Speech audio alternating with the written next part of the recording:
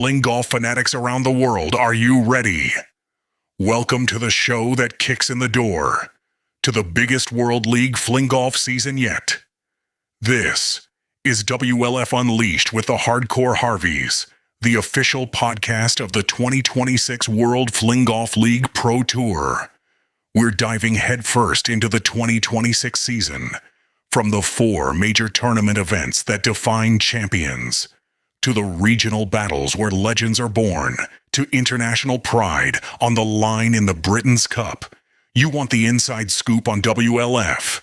We've got player interviews, venue breakdowns, and exclusive updates straight from the WLF commissioner himself. But we don't stop there. Whether you're chasing a title or chasing your first perfect fling, we're bringing you tips, techniques, and proven practice strategies to level up your game. Every throw, every round, every time. This is more than a show. WLF Unleashed is the heartbeat of the tour, the voice of the player.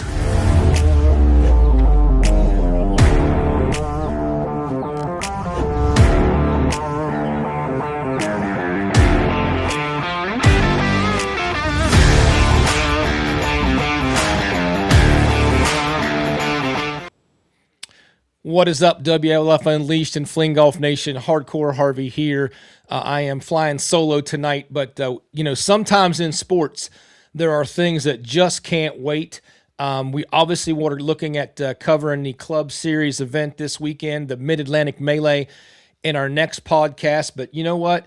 Sometimes these big events, we just got to go right now, and I just felt like this was one of those times. Set the stage here.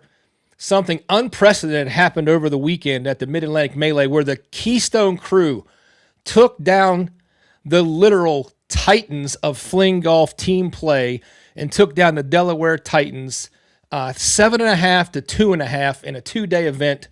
And to my knowledge, I'm sure someone here can correct me if I'm wrong, but to my knowledge, this is the first time that the Delaware Titans have been defeated as a team in any type of venue. So we felt like this monumentic, historic event needed to come to you right away as soon as we could get the co-captains with us of the Keystone crew. We're going to be bringing on here in a minute Zac Mulvey, the Mountaineer, and Michael Edwards, a.k.a. Big Cat, to hear exactly what went down this weekend.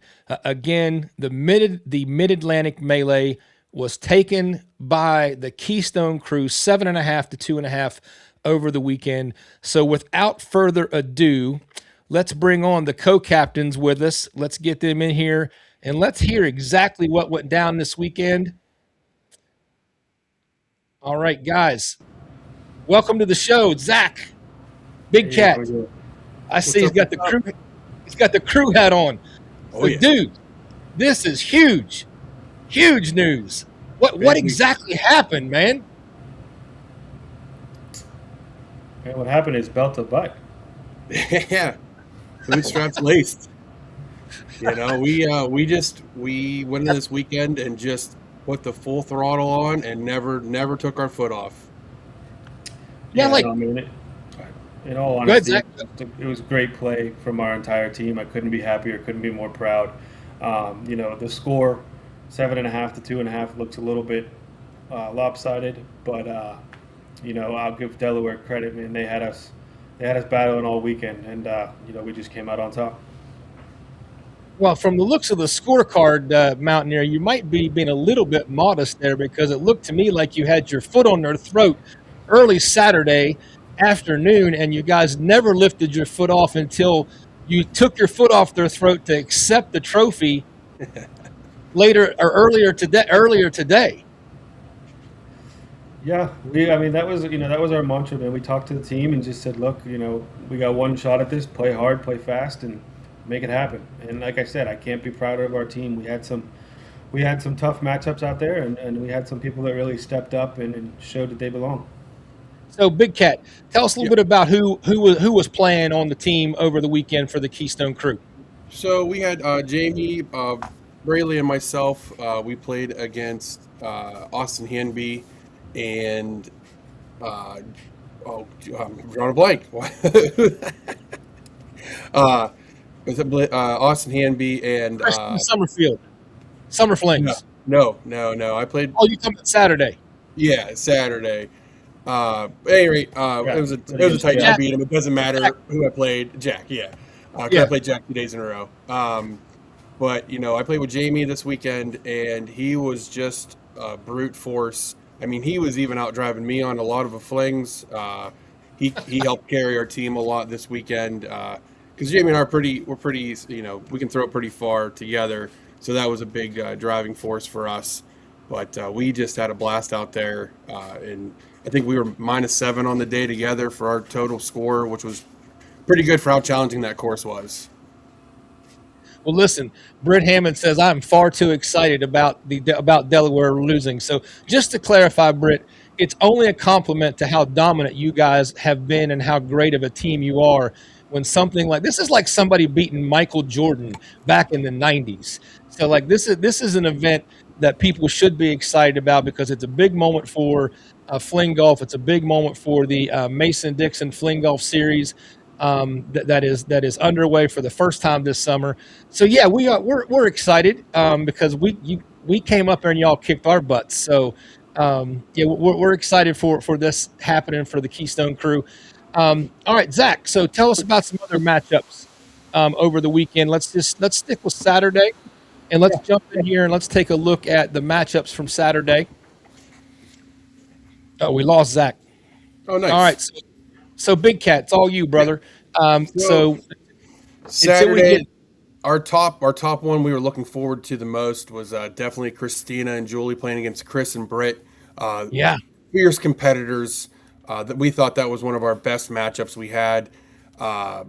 Britt and Chris, I think at one point in time they were 3 up on Krista and Julie, and they were just hammering it down. And they ended up tying at the very last hole, but they had a putt to win it to be 1 up on 18. I do believe is what I heard. That was just an exciting round for those guys, especially Krista, who hasn't been competing, professionally very much. She's been doing a league up in Erie on Thursdays with Julie.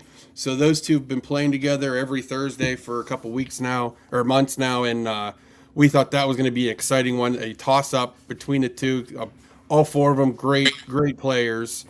That was a great matchup that we had. With Jim Kuhn and Mike Bartley. Jim Kuhn is very new to the sport. We thought that was going to be a very tight matchup with him and Bartley to help him along, show him the ropes on how we play and everything. And this was his first ever tournament against Roy, which I met Roy this weekend. Awesome dude. Great taste in music, I will say. He definitely likes some of the good stuff like I like. And Judy, she's just always just awesome to be around. Love seeing Judy. She's awesome to be with. Are you talking about Roy Neff? Yeah. Oh yeah, I got to play with him. I got to play with him at the Keystone Cup the weekend before, and yeah, he's going to be a fantastic player. So I will say I was surprised to see that Krista and Julie, in my opinion, upset Britt and Summer Flings. I think that was the first thing I noticed on the Saturday ratings. I was like, "Ooh, that one kind of surprised me." Yeah, that was definitely one of the ones where we thought it could go our way. We were happy with a tie, absolutely. Especially not to give up a point. But those two paired together very well for how Britt and Christina play. That was our mindset going into the weekend. This is a perfect matchup between these 4 ladies. So. Oh, listen, we got the Mountaineer back. So Mountaineer, same question to you. What were some of the matchups on Saturday maybe that stood out to you? Yeah. No, I apologize about that. I'm on my phone now. But yeah, no, Pat and me on Saturday definitely started off hot. We birdied 2 of the first 3 holes and then just kept the pedal down and got it done. But yeah, like Mike said, Krista and Julie tying was huge for us. Jim Kuhn and Michael Bartley coming out and showing that they can do it, they belong. That was awesome. I mean, the whole team really played well on Saturday. Even the one we lost, Dan Totten's been playing for maybe a year, but not really consistently. To come out and battle and only lose by a few is not bad. Showtime says it was like beating the Bulls when Wild Jordan was playing baseball. That's fine, Showtime. Let's give you guys 2 points for the two you would have won. Take two away. Oh, look at that. We still win. Oh yeah. So Zach's calling out said Showtime would not have been a difference maker because that was some of the conversation we were having here around the house was knowing that Showtime was injured was not going to be able to play. Definitely, we were thinking about whenever we played the Titans up in Delaware. The factor that our concern was, Showtime was going to automatically get 2 points. We were able to hold him to 1.5, so we felt like that was a victory. But yeah, when I looked at the scores, like he could have gotten 2 points, and I don't think that would have been a difference maker. Yeah, no. No, definitely not. We still would have. All right. Yeah, we still would have won. So winners All right, win. so- That's all I know. So on the first day, it was 3.5 to 1.5 after the scramble play. So you guys are going into Sunday, and we felt really good about our Saturday play when it was tied 3-3, and then we just got lambasted Sunday. So that was thinking in the back of my mind, okay, I wonder whether it'd be a similar battle for the Keystone crew that you can hang around on Saturday, but then Sunday the Titans seemed to turn up a notch. But I think the opposite happened based on the outcomes I see here on the Sunday matches. You guys turned it up a notch. Yeah. No, yeah. We just knew we had to continue to keep the throttle down, continue to be heavy on them, and just win whenever we could. Honestly, taking 4 out of 5 is probably the best I could ask for. All right. So when you said you guys kind of kept the hammer down, like what kind of conversations did you all have, like maybe as a team, like let's say this morning before you guys started the match play pairings today? I know I know in the morning when Pat Wheeler walked in, I've never seen him more locked in my life. He was ready to go. He's like, put your boot on their throats. We're not letting up. We are just going to win. And for him to have that mentality, it really boosted me. And I was like, well, I'm winning today because if Pat says he's winning, I'm definitely winning. There's no way I'm losing. Yeah. No, Pat was amped up, and he got everybody else amped up, and I think too, some of the conversations I can't say on the podcast, but most of the conversation was, just keep the throttle down. And I think we did a good job. The way it works is we get to pick the pairings final. So Austin sent me his pairings, and I get to do the matchups, which is what Aqua John will get to do come West Virginia. And I think, purposely I put myself with Britt and Jeff. And with that, when you're playing the number one player, whether it's men's, masters, women, whatever it may be, it's going to elevate your game. And I took that responsibility and said, hey, I'll take the best and try to hang with her, and that's what we did. Absolutely. That's a great mentality, man. So all right, so I want to switch over here. So ended up 7.5 to 2.5. You guys won 4 of the 5 matches today, but I do want to highlight one particular match for the Delaware Titans because it's near and dear to my heart because I got to know this lady when we played up at Delaware, and whenever Leslie Harlacker and I played against Austin and Purple Rain, it's great to see that today Judy Carter and Tim Rose Blizz, they actually got the only point today for the Delaware Titans. What do you know about that match? Honestly, I know, shout out to Tim and Judy. They played great from what I heard. Unfortunately, I was playing and didn't get to catch them, but I heard they played great. I know there was a hole where Judy got a par, and I think everybody else in the hole got a 5 or a 6. So I think they played great. We did put John and John and Jim together. They are 2 of our newer players, but apparently Tim and Judy showed us that was a mistake. Well, listen, I'm pretty sure Judy probably made like a 25-foot putt because that lady can putt her behind off. So once you get her to the green, look out. She is something to deal with. All right, so we got some stuff off Facebook here I want to transition to.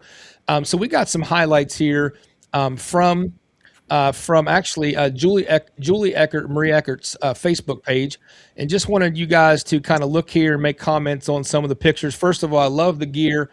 Was this your Saturday or Sunday look here? Was this your Saturday look? Yeah. Yeah. All right, so we got the queen herself teeing off, I believe.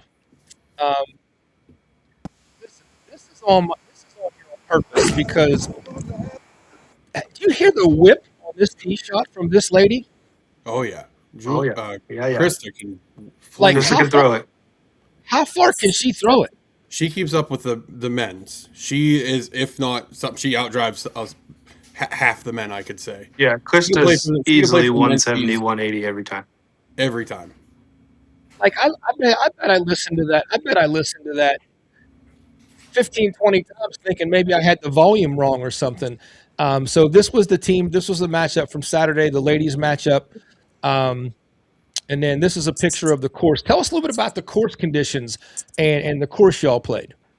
Course was great. Shout out to Whispering Pines in Meadville. They were extremely welcoming. Let us kind of just do our thing. And there was one of them running around taking pictures. They're going to post on Facebook. They were all into it. And as far as the shape of the course, I had no problems. Even today, with a little bit of rain, the course was in amazing shape. The balls were rolling. The greens were firm. It was great. Yeah, wouldn't be So a fling golf tournament without a little bit of weather. Well, yeah, wind, water, something. Yep, we always have something. So do you guys consider this like the Keystone Crew home course, or is this where you were able to help host the event? I don't know that I would consider it our home course. We're all pretty much about 40 minutes away from here. Okay. But we usually play at Spring Valley. But after this weekend, man, it might be our home course. I felt very welcomed and I couldn't be happier. There were some issues last year at Spring Valley, so we didn't want to go back there. But I got you. just The nice part is it's pretty localized, centrally localized for the Erie people, us. It's a nice middle ground. There's a nice couple big cities by it with lodging and everything, so that makes it a lot easier to have people stay at. All right, so last question before we move on. This picture here just hit me because I got to play with Julie last year at the Pennsylvania event and got to follow her around a little bit. And I know Krista was there also, but I barely got to meet her. Like, are we going to see these two ladies back in any competitive format other than the Club Series, or is this where they're kind of settled in where they're going to play? I think for right now they are pretty settled in the Club Series. But never say never, because once you get that competitive fire back, you never know. All right, so here's the trophy presentation.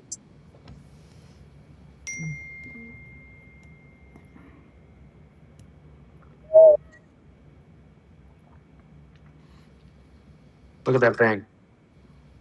That is an awesome trophy. It is super nice.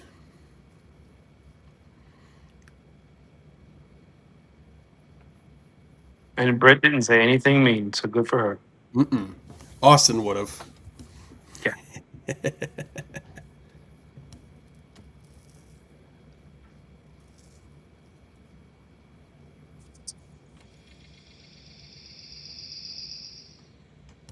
All right, so let's go to this. Let's go to this graphic here. So the only thing I think would have made that trophy presentation a little bit sweeter would have been if Showtime would have been the one that had to hand you the Mid Atlantic Melee Trophy. Oh, definitely. Yeah. Yeah.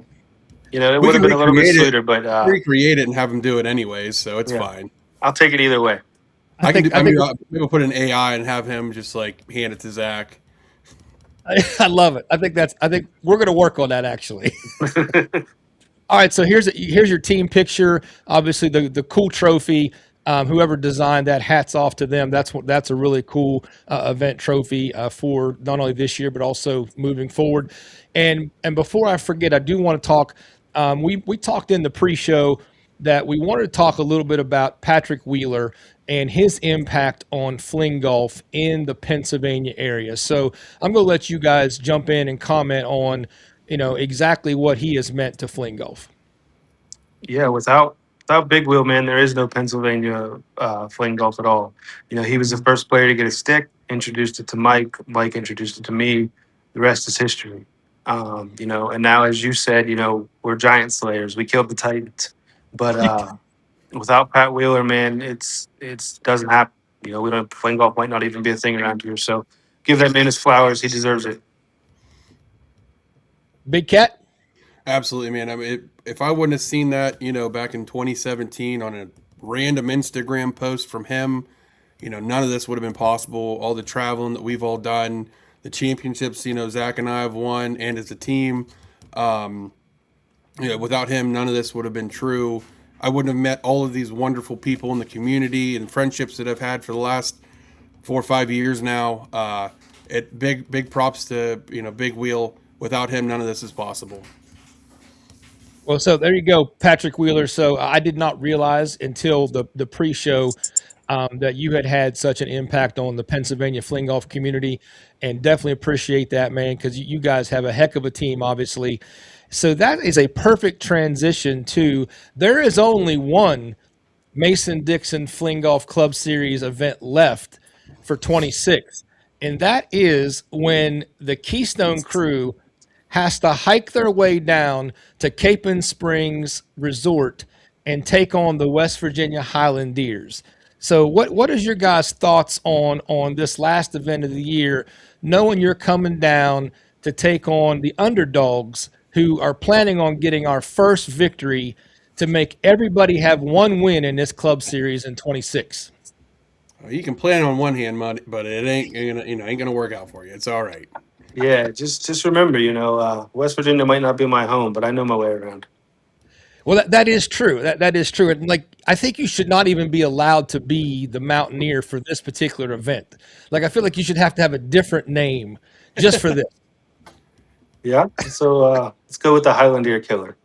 Oh, actually, it could be the kilt. It could be the kilt killer because they keep wanting us to wear kilts. I think you guys should. That'd be hysterical. So, Jeff, what are your thoughts coming into that after seeing this week's matchup and seeing what our team's got and looking at what your team is? What are your thoughts?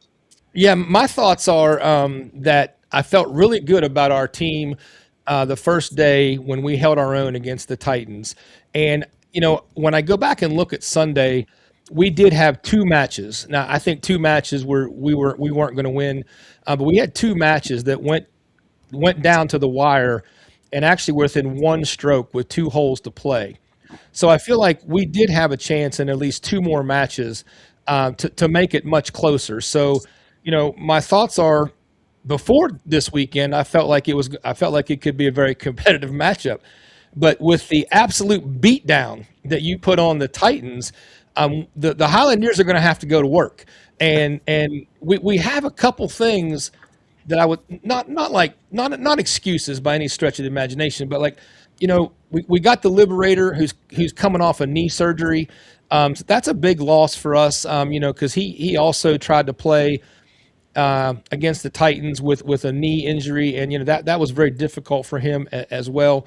And I would say the biggest challenge for us is that we don't have a big rip gun in terms of that's going to bomb it out there. We have to rely on short game and chipping and putting in terms of what our skill set is. But yeah, I think we're going to do our best, and we're hoping that you guys maybe have some jet lag traveling over the mountains, and you'll maybe stub your toe or something like that. Hey, you know what? I think it's going to be a competitive matchup. Our team, due to some other things, is not going to be at full strength. So I think it'll be a complete competitive matchup. Also, don't sell yourself short. You are the big rip gun. Maybe sometimes depends on the day. What do you think, Big Cat? I mean, I think with especially with it being like a 9-hole course, that plays well, because if you have a bad hole on hole 3, you get to do it again and try again. Right. So that is one benefit to it being a 9-hole course. Capon's beautiful. I've been going there for years now with Zac, and we know that course, I'd say, better than we know Whispering Pines, in all honesty. We've played there, I couldn't even tell you how many times. But we love that course. We love John being down there. I think it's going to be a very even matchup. Especially how Zac said, we're not going to be as full force as we'd like to be. So it will play well. It will be highly contested, but we're still going to win. So it doesn't matter. It's fine. Well, thanks, Big Cat. I've already upset my wife with my comments. Whatever, Jeff Harvey. I've been working out. Yeah. No, man, it's going to be a great matchup. And the biggest thing is I was telling the guys this weekend from Delaware, it's funny. You're sitting there playing around with some really good friends and people that you really like and people you want to see do well. And I'm sitting there looking at them being like, just miss this putt. That's all you got to do. So it's different, but it's going to be a great time. The hospitality at Capon, as you very well know, is always above and beyond. And, we can't wait to get down there. Well, I think you guys make excellent points because I think the X factor in golf, whether it's traditional golf or fling golf, is it's still golf. And much like you guys, it sounded like you guys talked a little bit about your weekend. All the pieces just fell in place for you guys. You got it rolling. Everybody played well at the same time. So like that's the way I look at it. It's definitely possible. It's for sure the Highlanders home course. We meet down there often as a team and actually play together. So like there's no way to know a course better than probably the Highlanders know Capon Springs. And Big Cat, your point about being 9 holes and playing that loop several times, you really get to know where the ball needs to be and how the putts roll. But I do think the greens are the X factor for this upcoming Club Series tournament because I've been there when they roll pretty good, and I've also been there when they roll pretty slow, and there is definitely an adjustment. Since it's already so hard to putt and fling golf, slower greens do, I think they produce more challenges than people realize. Oh, definitely. Yeah, if those greens at Capon are rolling slow, it's a rough day. Yeah, I mean, we played there in February. We've played there in the fall. We played in summer. The one time when we went down, we teed off. It was 19 degrees. That was not a fun morning. But we've played down there many different seasons, and it's always challenging no matter what it is. I mean, even though it is a 9-hole course, you play that 9 in the morning. It's different in the afternoon. You don't know what you're getting. 100%. But Jonathan Bellingham, he does that on purpose. Oh yeah. He does. And the worst part is like he's the nicest guy in the world. He's like, hey, you're having a bad day? It's fine, man. You get ginger ale on hole 5. Right? Yeah. You can juice. You can get sugar or you can get diet, either one. Whichever one you want. My wife is excited for some ginger ale and apple juice while we're down there, especially the Capon water because, it's healing, of course. It's funny you say that because it is one of the things I hear everybody talk about when they go to Capon is getting the ginger ale. Like that. Oh, yeah. That's like, and every time John comes up here, he brings my wife 4 to 5 gallons of water every time. That's all she talks about. She loves that water. Well, listen, guys, thank you both for taking the time to join us tonight. I know you've had a big weekend. Congratulations again on a fantastic win in the Club Series against the Titans.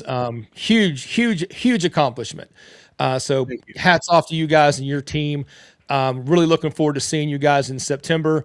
We're definitely going to try to bring the fire at Capon Springs and try to make it the closest match of the year, no matter which way it goes.